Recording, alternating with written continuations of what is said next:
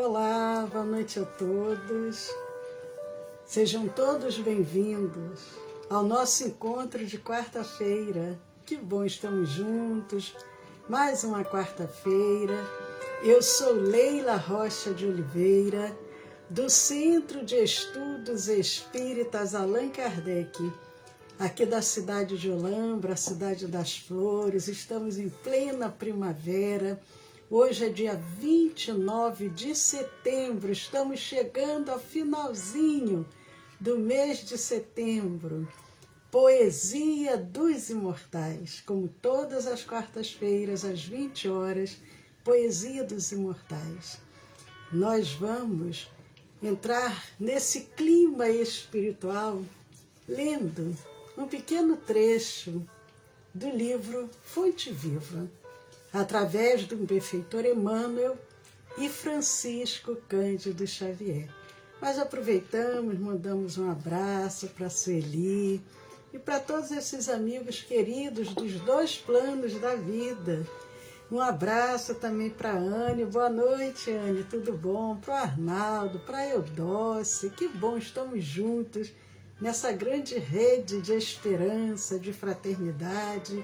Abrimos aqui na mensagem número 19 do livro Fonte Viva. Apacenta. Apacenta é o título da página. E é um trecho que se encontra no Evangelho de João, capítulos 21, versículos 17, quando Jesus assim se pronuncia: apacenta as minhas ovelhas. Apacenta as minhas ovelhas. Jesus. E Emmanuel comenta dizendo: significativo é o apelo do divino pastor ao coração amoroso de Simão Pedro para que lhe continuasse o apostolado. Observando na humanidade o seu imenso rebanho, Jesus não recomenda medidas drásticas em favor da disciplina compulsória, nem gritos, nem xingamentos, nem cadeia, nem forca, nem chicote, nem vara, nem castigo, nem imposição, nem abandono aos infelizes, nem flagelação aos transviados, nem lamentação, nem desespero. Pedro, apacenta as minhas ovelhas. E isso equivale a dizer: irmão, sustenta os companheiros mais necessitados que tu mesmo. Não te desanimes perante a rebeldia, nem condenes o erro, do qual a lição benéfica surgirá depois. Ajuda ao próximo, em vez de vergastá-lo. Educa sempre. Revela-te por trabalhador fiel. Sê exigente para contigo mesmo e ampara os corações enfermiços e frágeis que te acompanham os passos. Se plantares o bem, o tempo se incumbirá da germinação, do desenvolvimento, da florescência e da frutificação no instante oportuno. Não analises destruindo. O inexperiente de hoje pode ser o mentor de amanhã. Alimenta a boa parte do teu irmão e segue para adiante. A vida converterá o mal em detritos e o Senhor fará o resto. Amigos, vamos orar. Vamos agradecer ao Senhor da vida a oportunidade de estarmos reunidos, bebendo dessa fonte, através dos emissários do bem que aqui se encontram. Nós nos reunimos em nome de Jesus e só podemos dizer muito obrigado ao Senhor. Seja conosco, Senhor Jesus, agora e sempre.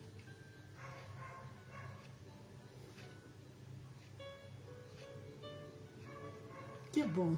Estamos juntos mais uma noite. Um abraço para o Arnaldo, que deseja a todos uma ótima noite, desejando que Deus abençoe a todos. Muito bom, Arnaldo. Estamos juntos, dando continuidade ao nosso Poesia dos Imortais. Hoje, dia 29 de setembro de 2021. E para aqueles que nos acompanham, sabem que nós estamos trazendo essas poesias do livro Parnaso de Além Túmulo, a primeira obra psicografada pelo nosso querido Francisco Cândido Xavier. É uma alegria podermos trazer essa obra tão bela, tão profunda e com tantos exemplos para as nossas vidas, para nos orientar para a nossa caminhada. Então só podemos agradecer.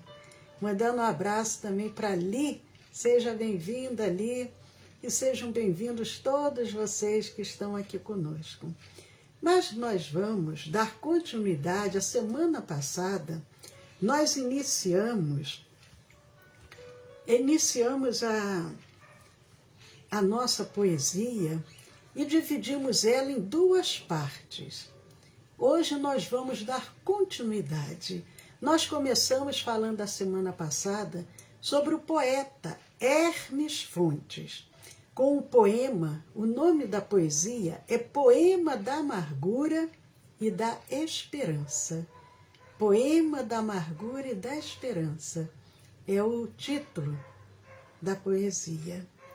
E nós falamos sobre Hermes Fontes, sergipano, nasceu no estado de Sergipe.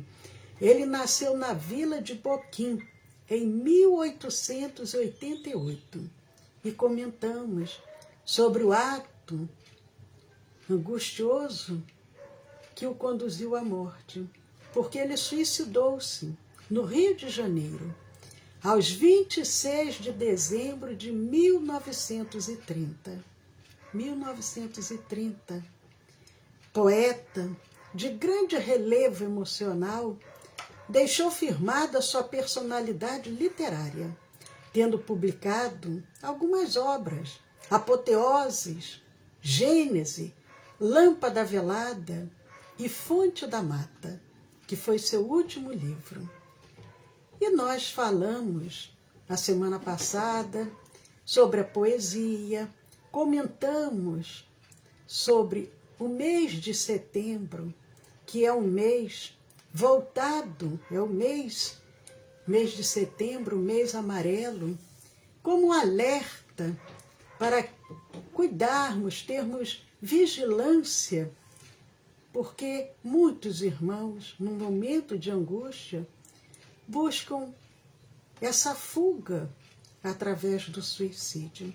E hoje nós vamos procurar compreender melhor algumas palavras que vieram nesse poema, para que a gente possa compreender melhor o sentido do que o poeta nos traz.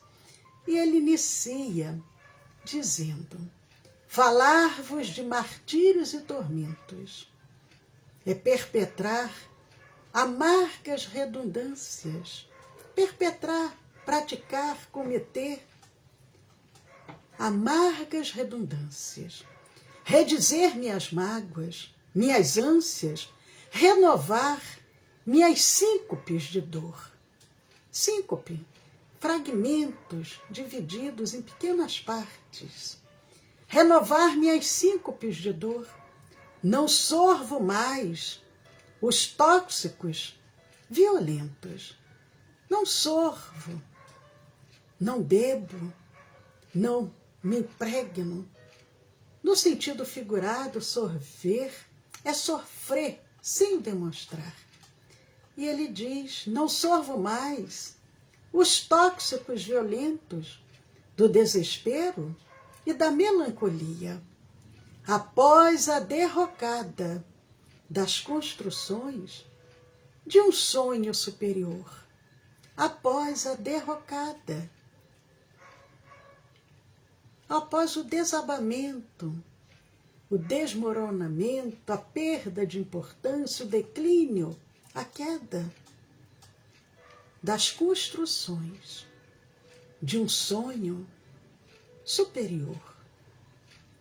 Tudo outrora, Senhor, na minha pobre vida abandonada, era o tédio cruel que me impedia de vislumbrar a claridade intensa, de vislumbrar, de começar a aparecer, a surgir, a entrever a claridade intensa da luz do sol puríssimo da crença. Tudo em volta de mim era a cegueira que torturou a minha vida inteira, que me seguiu o espírito ambicioso. A carne é pobre e é cheia de fraqueza, simbolizando o símbolo tenebroso, ou melhor, simbolizando o ciclo tenebroso das sínteses de dor da natureza, das sínteses do resumo de dor da natureza. E a carne subjugou-me inteiramente, conquistou, dominou, submeteu-me inteiramente. Fez-me fraco e descrente e transformou a minha mocidade num montel de ambições, de fama e glória. Adormeceu meus cantos da vaidade e me afastou da estrada meritória da crença e da bondade. Misericordiosíssimo Senhor, misericordiosíssimo Senhor, de tortura em tortura, amargurado, o meu frágil espírito inferior viu-se presa de trevas no passado. Misericordiosíssimo, misericordiosíssimo. É uma palavra que se deriva de misericordioso, compassivo, piedoso, que usa de misericórdia. Misericordiosíssimo Senhor, de tortura e tortura amargurado. O meu frágil espírito inferior viu-se presa de trevas no passado e a desgraça suprema o amortalhou. Viveu em luto, amortalho, luto.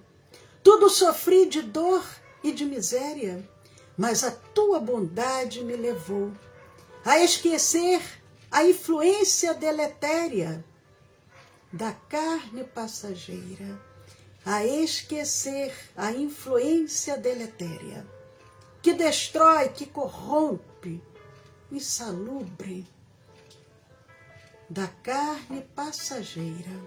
Rompeste a minha venda de cegueira e divisei o excelso panorama, o excelso, excelente, sublime panorama, vista, paisagem, e divisei o excelso panorama do universo infinito que te aclama como a fonte do amor ilimitado. Relevaste, meu Deus, o meu pecado.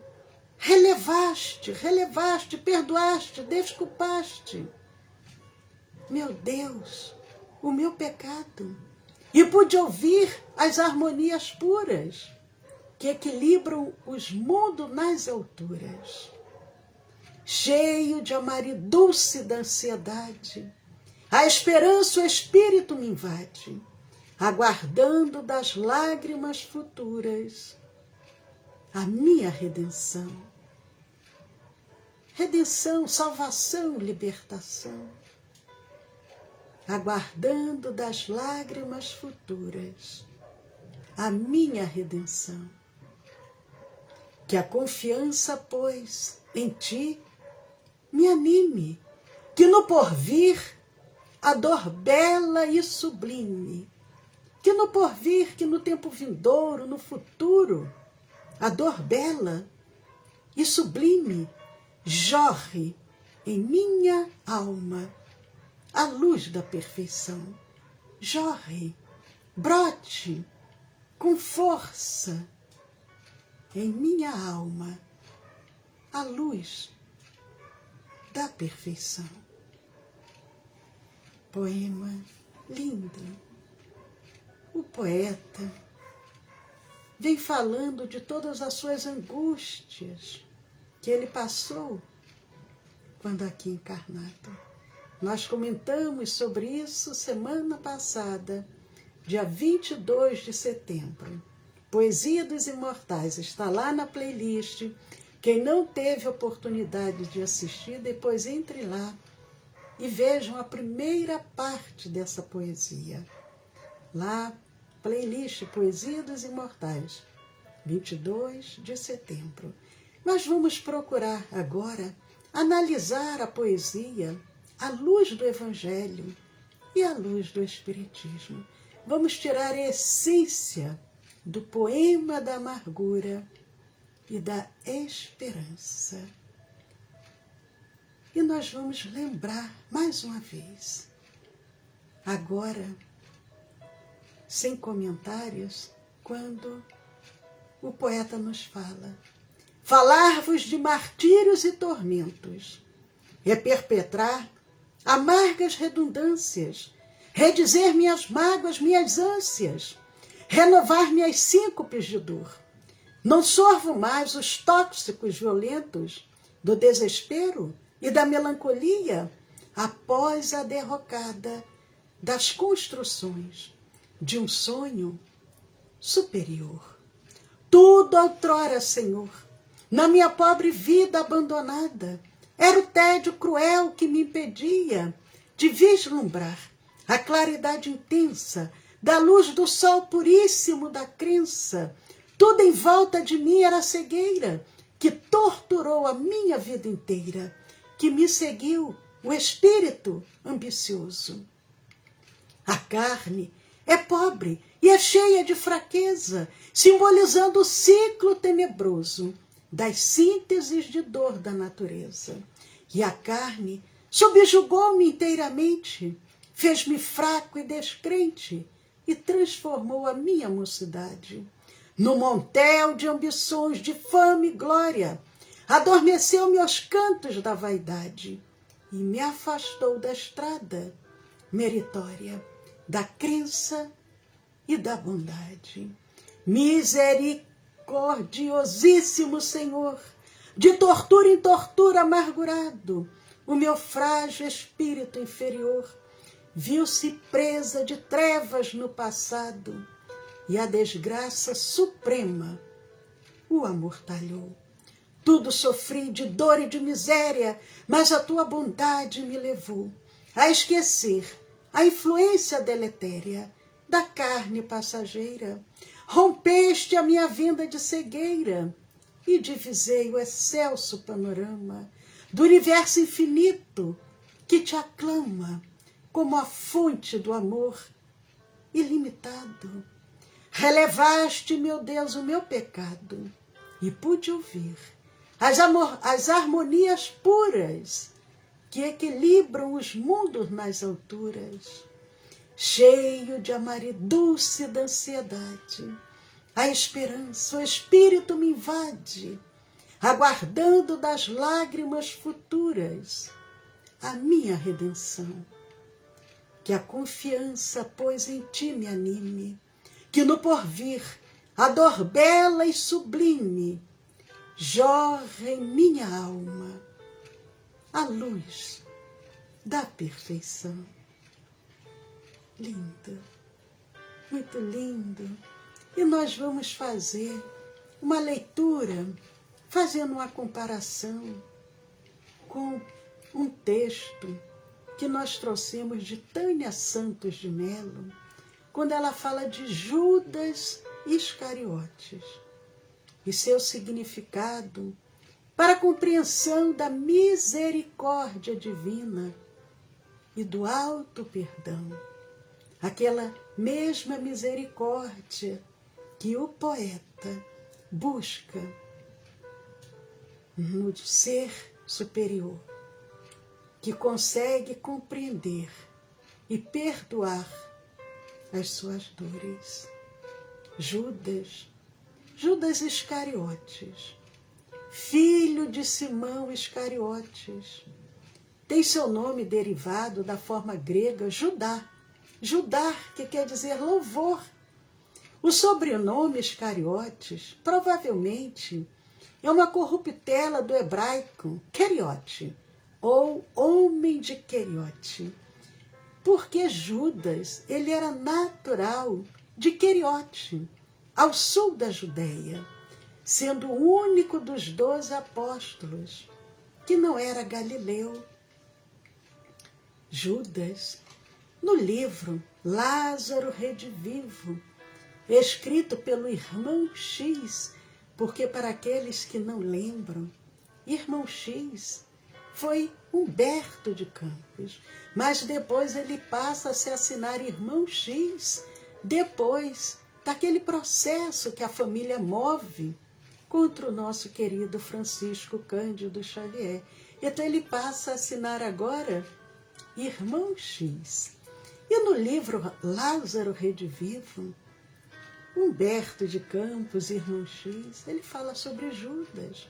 Judas, obcecado pela ambição, procurou Caifás no Sinédrio, trazia a cabeça incendiada de sonhos fantásticos. O poeta não fala dos sonhos. As paixões pelas riquezas transitórias empolgaram-lhe o espírito e tentava resolver os problemas do Senhor perante as forças políticas do tempo. Judas acreditava que iria auxiliar Jesus, utilizando-se da política. Quando Judas soube da condenação de Jesus, o sentimento de culpa o invadiu. E ele foi até os príncipes dos sacerdotes dizendo: pequei, entreguei um sangue inocente. E o que os sacerdotes respondem a Judas? Que temos nós com isso? O problema é teu. Isso vem relatado pelo evangelista Mateus, no capítulo 27, versículos 3 a 5. Judas, tomado de remorso, deserta do mundo através do suicídio, conforme relato em Mateus. Mateus diz: ele, atirando as moedas no templo, retirou-se e foi enforcar-se. Humberto de Campos continua relatando agora no livro Boa Nova. No livro Boa Nova, ele fala sobre Judas, que era inquieto, ansioso, angustiado, atormentado, impaciente. Algumas das características atribuídas a Judas. Em outra obra, Crônica de Além-Túmulo, Humberto de Campos, o irmão X, também fala, num capítulo intitulado Judas Iscariotes. E é muito interessante. Quem tiver oportunidade, releiam Crônicas de Além-Túmulo, o capítulo que vem falando sobre Judas Iscariotes. E nesta mensagem, há também a indicação de uma de suas existências reparadoras, quando Judas reencarna agora como Joana d'Arc. Judas, em uma de suas reencarnações, vem num corpo feminino, na jovem Joana d'Arc, para reparar as faltas do passado. E ele fala, tem um diálogo com Humberto de Campos, espírito, dizendo: Submergi-me em séculos de sofrimento expiatório da minha falta. Nós estamos trazendo essa reflexão porque nós vimos o poeta, ele fala dessas mesmas angústias, dessas mesmas aflições, desse mesmo orgulho, desses mesmos sonhos. Alírio Cerqueira, espírita, atuante, nos traz na obra a prática da mediunidade com Jesus. Ele nos traz referências também com relação a Judas e Joana d'Arc, afirmando também Alírio Cerqueira como sendo Judas e Joana d'Arc o mesmo espírito, séculos depois. Aquele homem que se equivocou diante do Mestre Jesus volta agora quitando seus débitos, como Joana d'Arc. No momento grave em que Judas percebeu, traindo Cristo, ele não buscou Jesus para o alívio que precisava. Ele não conseguiu, apesar de todo aquele tempo de convivência com Jesus, compreender toda a brandura, toda a misericórdia do Mestre. Ele busca o caminho equivocado do suicídio. E aquela culpa o acompanha durante séculos. Após o crime, Judas buscou o quê? A autopunição, as vias da dor, conquanto tinha a possibilidade de se reerguer pelo exercício do amor e a prática da caridade. Por mais nos equivoquemos, nós temos a oportunidade de refazer. E assim, como fizeram os demais apóstolos, após também passarem por dúvidas e vacilos morais, porque todos, no momento supremo, abandonaram o Cristo, mas eles depois se reergueram, eles quitaram as suas dúvidas, o abandono ao Mestre, os seus vacilos morais, através do trabalho no bem, através da prática verdadeira, do exercício verdadeiro, a verdadeira caridade. Emmanuel, o Espírito Emmanuel, ele nos traz um texto que nos diz o seguinte: espíritos culpados somos quase todos nós. Se estamos aqui encarnados no planeta Terra, é porque ainda trazemos culpas, carregamos culpas. E ele continua dizendo: a perfeita justiça, porém, nunca se expressa sem a perfeita misericórdia, e abre-nos a todos, sem exceção, o serviço do bem, que podemos abraçar na altura e na quantidade que desejarmos, como recurso infalível de resgate e reajuste, burilamento e ascensão. Emmanuel nos ensina que todos nós temos oportunidade, porque Deus é amor infinito e ama cada um de nós. Ele não está aqui para nos punir.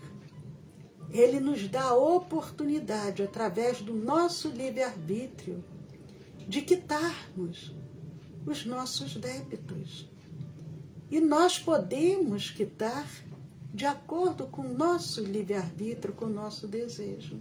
Como diz Emmanuel, nós podemos abraçar na altura e na quantidade que desejarmos. Nós nos endividamos à vista, mas quitamos os nossos débitos à prestação. Deus é misericórdia.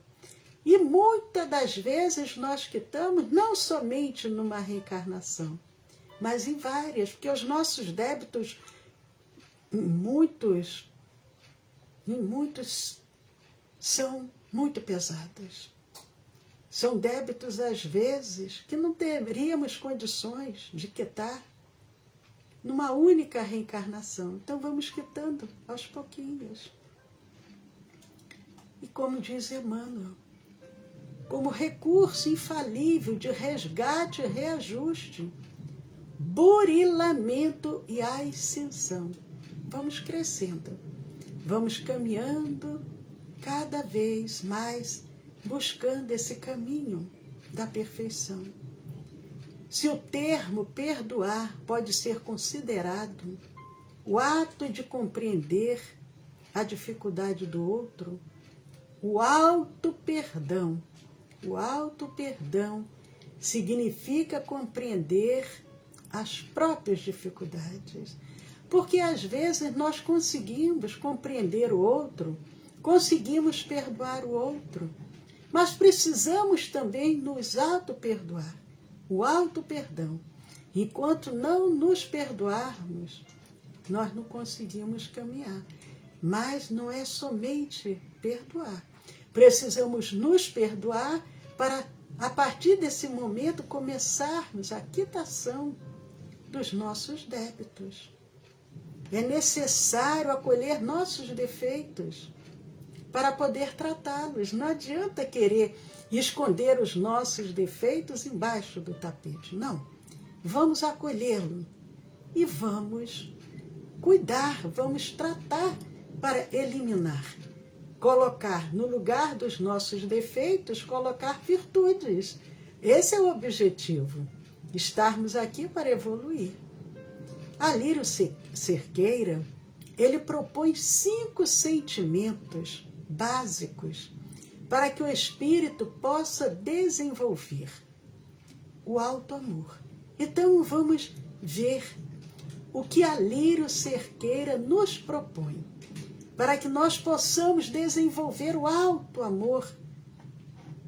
É importante isso. Então, precisamos desenvolver 5 sentimentos. Primeiro, a autoestima, a autoaceitação, a autoconfiança, a autovalorização e o autorrespeito. Então, vamos repetir para que a gente fixe bem. Se nós queremos desenvolver o auto-amor, porque é importante. Como que eu posso amar o outro se eu não me amar? Se eu ainda não consigo me perdoar, se eu ainda não consigo me aceitar, mas para desenvolver o auto-amor, eu preciso desenvolver a autoestima. Isso é um processo. É um processo que nós vamos trabalhando aos poucos. E nós aproveitamos para lembrar, ontem nós comentamos, ontem foi terça-feira, foi ontem ou foi segunda, agora tenho dúvidas, com relação à nossa venerável benfeitora Joana de Ângeles, que nos legou obras belíssimas, profundas, que é a série psicológica, que é um tratado de psicologia espírita. E nas suas obras, através do médium Divaldo Pereira Franco, ela nos ensina nessa série psicológica a desenvolvermos o auto-amor, aprendendo a desenvolvermos a autoestima, a autoaceitação, a autoconfiança, a autovalorização o autorrespeito. Então, vamos trabalhar aos pouquinhos para conseguirmos desenvolver esses sentimentos. A grande reabilitação do espírito endividado é perante a sua própria consciência, que é o que nos observamos com relação ao poeta, com relação à poesia. Ele começa a quitar-se perante a sua própria consciência, perante o seu ato que ele havia tomado. Mas para se reabilitar, é preciso se reconhecer, se aceitar e trabalhar para a transformação necessária. É um processo, não é um processo rápido. A cada dia nós vamos desenvolvendo. O auto-perdão é passo para estar aberto às novas aquisições do espírito. Falamos sobre isso. Quantos, por trazerem o peso da culpa, desenvolvem doenças físicas e mentais. E é necessário nos perdoarmos, retirarmos a culpa, trabalharmos para quitarmos os nossos débitos, para estarmos abertos às novas aquisições do Espírito. Da mesma forma que Judas conquistou através das reencarnações a oportunidade de quitar-se diante dos débitos adquiridos, até o voo de libertação, com sua encarnação como Joana d'Arc. O poeta Hermes Fontes, também no poema da amargura e da esperança, fala das dores, mas também da esperança, da oportunidade de quitar-se, deixando o passado de amarguras e a conquista de um futuro feliz. Gratidão ao poeta Hermes Fontes, gratidão ao nosso venerável Francisco Cândido Xavier. Paz a todos.